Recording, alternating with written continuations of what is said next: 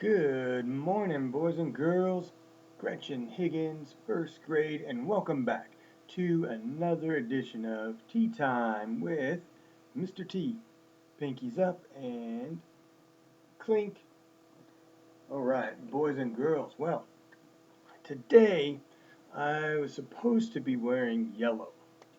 Fortunately, I don't have any yellow to wear, so I was a little bit stuck. I was looking about what to do. I thought, you know what, and this might be a little bit of a stretch. Like, I'm going to wear my Kings because they wear a crown, right? And it's kind of, it could be yellow or gold or hey, Mrs. Duck. And so I was thinking that since I didn't have anything yellow.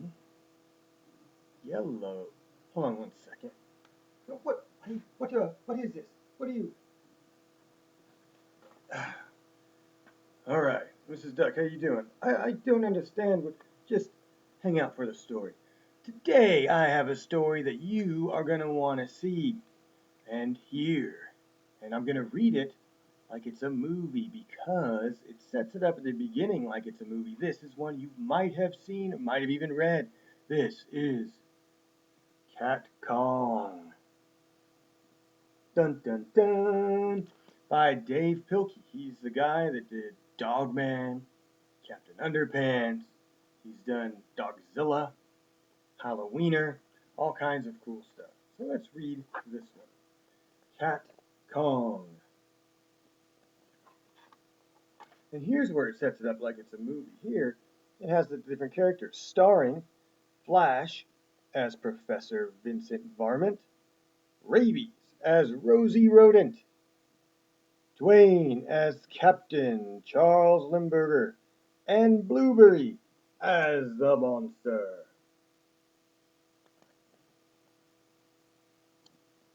It all looks like it's supposed to be a movie, so I'm going to read it that way. One dark and perilous night, three mouse explorers sailed towards a strange, uncharted island.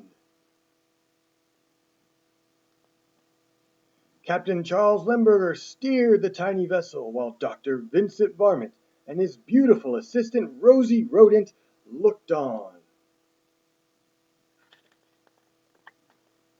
When they reached the island, the three explorers were astonished.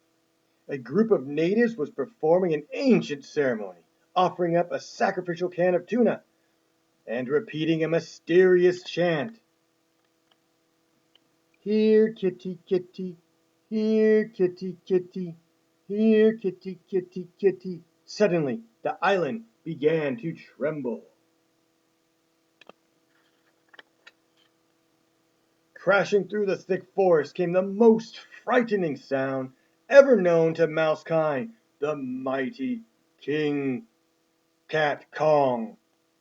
Meowing and hissing ferociously, the colossal cat took three giant kitty steps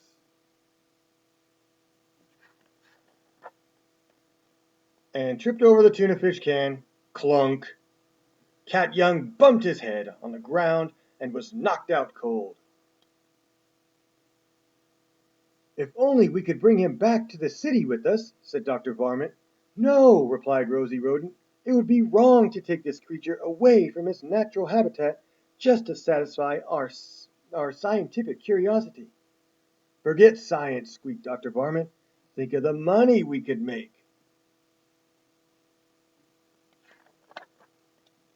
So the three explorers wrapped Cat Kong in a giant burlap bag and tied him tightly to the ship. As they sailed back to the great city of Mouseopolis, they took special care not to let the cat out of the bag.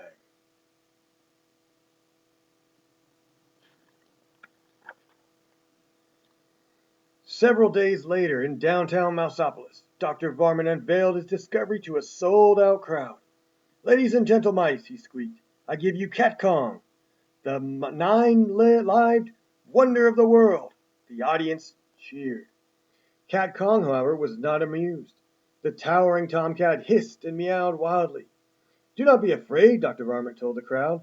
There's no way this creature can escape.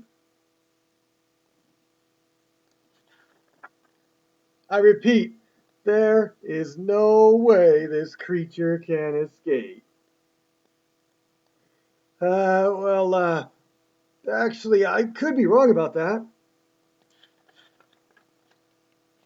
Soon, the city of Mouseopolis was in a panic. The ferocious feline tore through the streets, knocking down buildings, ripping out power lines, and generally causing quite a ruckus. Captain Charles Limburger rushed off to organize a counterattack team, while the beautiful Rosie Rodent watched the destruction from her apartment window. "Help!" cried the engineer.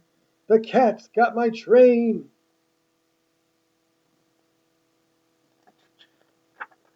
"Help!" squeaked the butcher. "The cat's got my tongue!"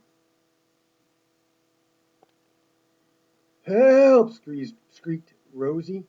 "The cat's got me!" Oh no. Soon the crazed cat was heading straight for the top of the Romano Inn, with the beautiful Rosie tailing behind. A fleet of airplanes quickly flew into action, but their weapons were useless against the meowing menace. It seemed as if nothing could stop the terrifying Cat Kong. Then suddenly a squeaking ray of hope rocketed through the thick clouds of gloom and despair. Captain Charles Limburger to the rescue!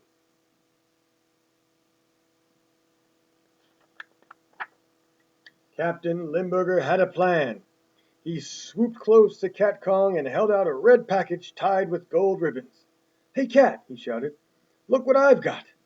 He circled again and again, shouting, "You'll never guess what's inside this package!" Cat Kong stared intently at the red package. With each passing second, the colossal kitty's interest grew and grew. Finally, Cat Kong could stand it no longer. He had to find out what was inside that package.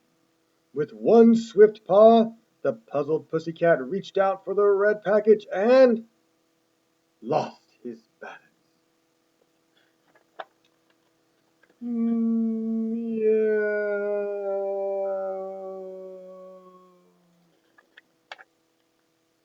When the dust settled, a crowd of mice gathered to view the final resting place of the mighty Cat Kong.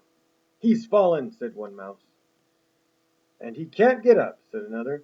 "Well," said the chief of police, "it looks as if Beauty killed the beast."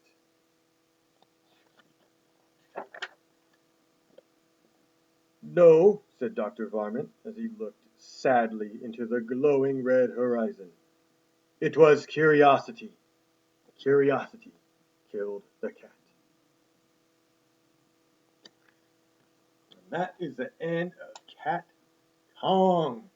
I hope you enjoyed that story. I think it's a good one. It's pretty fun.